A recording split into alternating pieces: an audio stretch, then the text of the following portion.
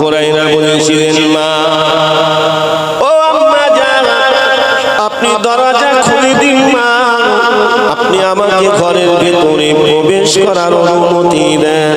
মা আমার দরজাটা খুলে দিলেন। আবু হুরায়রা ঘরের ভিতরে প্রবেশ করলেন।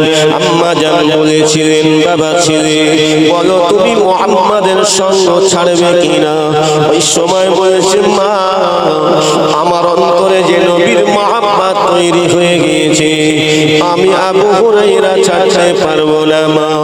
আমি আপনাকে বড় প্যার করি, মহব্বত করি, কিন্তু আমি আমার নবীকে মহব্বত ছাড়তে পারবো না। কেননা আমার নবীর ওসিলায় আল্লাহ পাক সব কিছু সৃষ্টি করেছেন। ওই সময় আবু হুরায়রার মা বলেছিলেন, এ বাবা আবু হুরায়রা, তোমার আমার ঘরে আর তোমার স্থান নয়। তুমি যখন মুহাম্মদকে ভালোবাসো, মুহাম্মদকে মহব্বত করো, যাও আমার ঘর থেকে বার হয়ে যাও। হযরত আবু হুরায়রা যখন ঘর থেকে বার হচ্ছেন না, আবু হুরায়রা হুজুরের মা ওই সময় কি করলেন? আবু হুরায়রা হুজুরকে মারতে লাগলেন।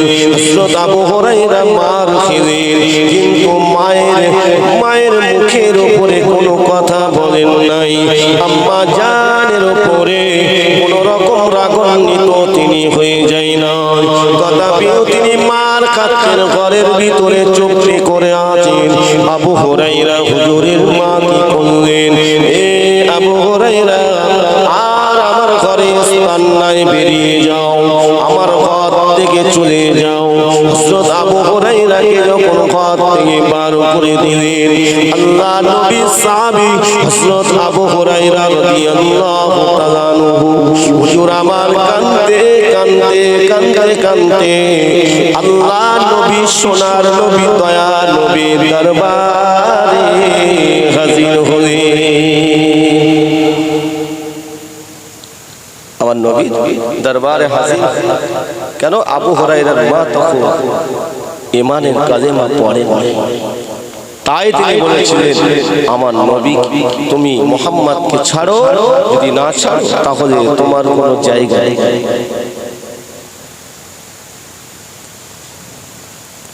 হযরত আবু হুরায়রা রাদিয়াল্লাহু তাআলা হুজুর আমার ছুটে ছুটে আমার নবীর কাছে আসলেন। আল্লাহ নবীর কাছে কাঁদতে কাঁদতে আসলেন। আল্লাহ নবী বলেছিলেন, বাবা আবু হুরায়রা, তুমি তো এই মাত্র আমার কাছ থেকে বিদায় হয়ে চলে গেলে, হঠাৎ করে তুমি ছুটে ছুটে আসছো, আর তোমার চোখে পানি, কি হয়েছে, কি সমস্যায় তুমি পড়েছো বলো? ইয়া রাসূলুল্লাহ, ইয়া হাবিবাল্লাহ, হুজুর আমার মা আমাকে মেরেছে, এই জন্য আমি কাঁদছি। আবু হুরায়রা, তোমার মা তোমাকে মেরেছে, তাই তুমি কাঁদছো, তাই তুমি ছুটে এসে আমি রাসূল আমার কাছে বিচার দিতে এসেছো, তোমার মায়ের বিচার দিতে এসেছো? আমি রাসূলুল্লাহ পৃথিবীর জমিনে কোনো পিতা মাতার বিচার করার জন্য আসি না। জোরে বলুন সুবহানাল্লাহ। আবু হুরায়রা বলেছিলেন, ইয়া রাসূলুল্লাহ, ইয়া হাবিবাল্লাহ, হুজুর বেয়াদবি মাফ করুন, হুজুর আমি আবু হুরায়রা আমার মায়ের বিচার দেওয়ার জন্য আপনার দরবারে আসি নাই। ইয়া রাসূলুল্লাহ, ইয়া হাবিবাল্লাহ, আমি আবু হুরায়রা এসেছি এই জন্য, আমার মা আমাকে মেরেছে, আমার মামাকে কম মেরেছে, আমি আবু হুরায়রা তাতে খুশি, আমি তাতে সন্তুষ্ট। হুজুর আমার মায়ের বিচার আমি দিতে আসি না, তবে ইয়া রাসূলুল্লাহ, হাবিবাল্লাহ, হুজুর আপনি আমার মায়ের জন্য একটু দোয়া করুন। আমার মা এখনো ঈমানের কালেমা পড়েন না, আমার মা মুশরিকদের দলভুক্ত হয়ে আছে। হুজুর আপনি যদি দোয়া করেন, আপনি যদি দোয়া করেন, আমার আল্লাহ পাক চাইলে আমার আম্মা জানকে আমার আল্লাহ হিদায়াত দান করবেন। এই জন্য আমি আপনার কাছে ছুটে ছুটে এসেছি, আমার মায়ের জন্য একটু আপনি দোয়া করুন, কেননা আপনার দোয়া আমার আল্লাহ পাক কবুল করে নেবে। ইয়া রাসূলুল্লাহ ইয়া হাবিবাল্লাহ হুজুর আমি বিচার দেওয়ার জন্য আসি নাই আল্লাহর নবী বলেছিলেন ও বাবা আবু হুরায়রা আমি তোমার মায়ের জন্য দোয়া করতে পারি কিন্তু তোমার মায়ের বিচার আমি করতে পারবো না আমি রাসূলুল্লাহ পৃথিবীর জমিনে কোনো পিতা মাতার বিচার করার জন্য আসি নাই এবং আমার আল্লাহ পাক কোনো পিতা মাতার বিচার করার অধিকার কারণ দেয় না জোরে হবে না আমার আল্লাহ হিসাব ঠিক কিনা কিন্তু আমি সন্তান বড় হয়ে গেছি বাপ বৃদ্ধ হয়ে গেছে মা বৃদ্ধা হয়ে গেছে অবহেলা করেছে কষ্ট না বাবা জীবনটা শেষ হয়ে যাবে শেষ হয়ে যাবে কারণ আমরাও কম বেশি সেই সন্তানের পিতা মাতা হয়েছি ঠিক কিনা কিভাবে সন্তান মানুষ হচ্ছে আমরা বুঝতে পারছি এর থেকে আরো কত কষ্ট করে আমাদেরকে মানুষ করেছে আল্লাহ নবী দয়া নবী আমার দোয়া করে দিলেন আমার নবী যখন দোয়া করে দিলেন হযরত আবু হুরায়রা আমার নবীর কাছ থেকে বিদায় নিয়ে ঘরের দিকে ছুটতে লাগলেন ছুটতে যখন লেগেছেন বাবা ছুটে ছুটে যখন ঘরের দিকে যেতে লেগেছেন আল্লাহ নবী দয়ার নবী কয়েকজন সাহাবী ওই রাস্তা দিয়ে হেঁটে হেঁটে আমার নবীর কাছে আসছিলেন ওই সময় আবু হুরায়রাকে বলেছে ও আবু হুরায়রা কি হয়েছে তোমার ছুটে ছুটে তুমি কোথায় যেতে লেগেছো কি হয়েছে তোমার ছুটে ছুটে তুমি কোথায় যেতে লেগেছো ওই সময় আবু হুরায়রা বলেছিলেন তোমরা আমার সামনে দিয়ে সরে যাও তোমরা আমার রাস্তাটা আটকে দিও না কেননা আমার দয়ার নবী সোনার নবী আমার জন্য দোয়া করছেন আমার দয়ার নবী আমার সোনার নবী আমার মায়ের জন্য দোয়া করছেন আমি আবু হুরায়রা তাই আমি ছুটতে লেগেছি আমার নবীর দোয়া আগে ঘরে পৌঁছা না আমি আবু হুরায়রা আগে পৌঁছে যাই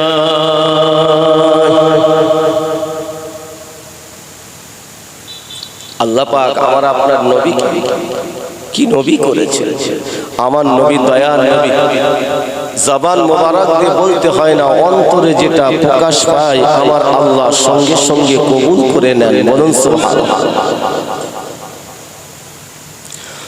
ও মায়েরা ও নবী পাকের উম্মত উম্মতিরা বোঝার চেষ্টা করবেন আবু হুরায়রা হুজুর আমার ঘরেতে চলে গেলেন ঘরের দরওয়াজার বাইরে দাঁড়িয়ে মা বলে ডাকতে লাগলেন আম্মা জান আওয়াজ দেন না আবু হুরায়রা হুজুর বারবার মা করে ডাকতে লেগেছেন হুজুর আবু হুরায়রার মা বলেছিলেন ও বাবা আবু হুরায়রা একটু অপেক্ষা করো বাবা একটু অপেক্ষা করো আমি তোমার মা আমি ঘরেতে একটা কাজের মধ্যে ব্যস্ত আছি ওই সময় আবু হুরায়রা যখন তিনি এমন কথা বললেন আবু হুরায়রা হুজুর আমার দাঁড়িয়ে আছেন আবু হুরায়রা বুঝতে পেরে গিয়েছেন আমার আম্মা জান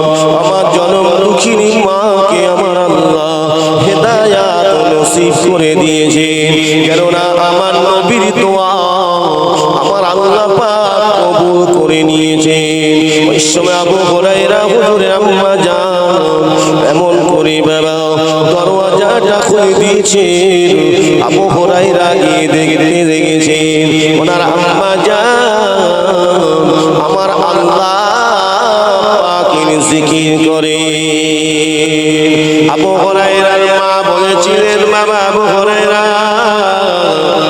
আমি ইমানের কালেমা পড়ে নিয়েছি বাবা চলো আমার নবী কোথায় আছে আমি আমার নবীর কাছে গিয়ে আমার আল্লাহ পাকের দরবারে আমি তওবা করে নেব আল্লাহ পাকের দরবারে আমি ক্ষমা চেয়ে নেব।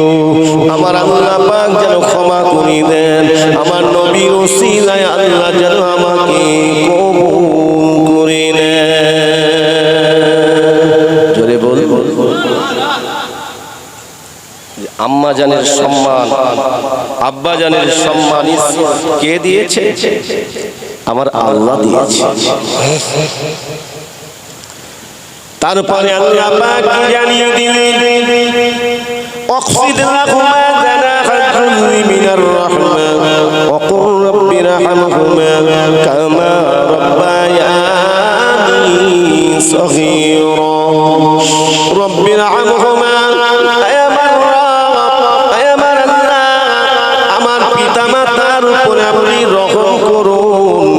আমার পিতা মাতার উপরে আপনি দয়া করুন, আমার পিতা মাতাকে আপনি ক্ষমা করে দিন। আমার আল্লাহ পাকের দরবারে আমি আপনি যখন এই দোয়াটা চাইব, রব্বির হামহুমা, হে আমার রব, হে আমার আল্লাহ, আপনি আমার পিতা মাতার উপরে রহম করুন, কামা রব্বায়ানি সগীরা। যখন আমি ছোট ছিলাম, মাসুম ছিলাম, সেদিন যদি আমার আব্বা আমার উপরে দয়ার নজরে যদি না তাকাতেন, আমাকে যদি সেইভাবে লালিত পালিত না করতেন, আজ আমি এত বড় হতে পারতাম না, আজকে আমি এত অর্থশালী হতে পারতাম না, আজ আমি এত কিছু অর্জন করতে পারতাম না। আল্লাহ, সে আমার আব্বা মা কবরে চলে গিয়েছে, যাদের আব্বা মা কবরে চলে গিয়েছেন, ওই কবরের সামনে দাঁড়িয়ে মাহে শাবান চাঁদে কবরের সামনে দাঁড়িয়ে আপনি আমি যদি আল্লাহ পাকের কোরআন তেলাওয়াত করে, আমি আপনি যদি আল্লাহ পাকের জিকির করে, নবীর শানে যদি দরুদ পাঠ করে, ওই কবরের সামনে দাঁড়িয়ে যদি বলি, আল্লাহ, এটা আমার আব্বা জানের কবর, এটা আমার জনম দুঃখিনী আম্মা জানের কবর, আল্লাহ আমি জানি না আমার আব্বা মা একাকিরি কবরের মধ্যে কোন হালতে পড়ে আছে। ও আমার আল্লাহ, যদি আমার আব্বা মায়ের কবরে আযাব হয়, আমি সন্তান হয়ে কিভাবে সইব? আল্লাহ, আল্লাহ, আপনি আমার আব্বা মায়ের আযাবকে মাফ করে দিন, আমার আব্বা মায়ের কবরটাকে জান্নাতের গোলাপ ফুলের বাগান বানিয়ে দিন। এ মুসলমান ঘরের ছেলেরা, যুবকেরা, এ নবী পাকের উম্মতেরা, যদি কিনা আমি আপনি সেই কবরের সামনে দাঁড়িয়ে যদি জিয়ারত করি, আল্লাহ পাক চাইলে পিতা মাতা প্রিয়জন কবরবাসীদের কবরের আযাব মাফ করে দেবে। আমার আল্লাহ ক্ষমা করে দেবে। আর আপনার আমার কি উপকার হবে? কবর জিয়ারত করলে আপনার আমার ভিতরে মৃত্যুর কথা স্মরণ হবে। কেন? যে এই কবরে আমার আব্বা মা শুয়ে আছেন, একদিন তানারা জীবিত ছিল, ঠিক কিনা বলে? জীবিত ছিল, তানারা সংসার করেছেন, আমি যেমন সংসার করেছি, তানারা কাজ কারবার করেছেন, আমি যেমন করছি, ছেলে পেলে মানুষ করেছে, আমি যেমন করছি। আল্লাহ, তা আমাকেও তো এই কবরে যেতে হবে। কবর ছাড়বে বাবা? ছাড়বে বলে মনে যে আমি পয়সাওয়ালা, আমি ধনী, আমার মাথায় লোকটা মশা করে, আমি পয়সাওয়ালা, আমার আল্লাহ আমাকে ছেড়ে দেবে। আমি শিক্ষিত মানুষ, আমার আল্লাহ আমাকে ছেড়ে দেবে। আমি আলেম, আমি হাফেজ, আমি মুফাসসির, মুহাদ্দিস, না না না, আমি দেশের নেতা মন্ত্রী, না না না, আমার আল্লাহ পাক এটা দেখবেন না। আমার আল্লাহ পাক যে জন্য পৃথিবীর জমিনে পাঠিয়ে দিয়েছেন, আল্লাহ পাক, আল্লাহ তাআলা যত মাখলুককে সৃষ্টি করেছেন, আমার আল্লাহ পাক সমস্ত মাখলুকের মধ্যে আমার আল্লাহ পাক শুধু জিন এবং ইনসানের হিসাব নেবেন। আমার আল্লাহ পাক জিন আর ইনসানের ইবাদতের কথা বলেছেন। কোরআন সাক্ষ্য দেয়, কোরআন পাকের ভিতরে আল্লাহ জানিয়ে দিয়েছেন, ওয়ামা খালাকতুল জিন্না ওয়াল ইনসা ইল্লা লিয়াবুদুন। আল্লাহ পাক রব্বুল আলামিন বলেন যে আমি জিন এবং ইনসানকে সৃষ্টি করেছি ইল্লা লিয়াবুদুন, একমাত্র আমার ইবাদত করার জন্য। এখানে আমার আল্লাহ দেখবেন, আমার আল্লাহ দেখবেন আপনার আমার আমল। নেক আমল হলে, ঈমান থাকলে, সেই সাথে নেক আমল মজবুত হলে আল্লাহ পাক রহমতের কোলে টেনে নেবেন। আর যদি তার বিপরীত হয়েছে, বদ আমল নিয়ে কবরে গেলে আল্লাহ কি আপনার আমার উপরে রহমত দেবেন, দয়া দেখাবে?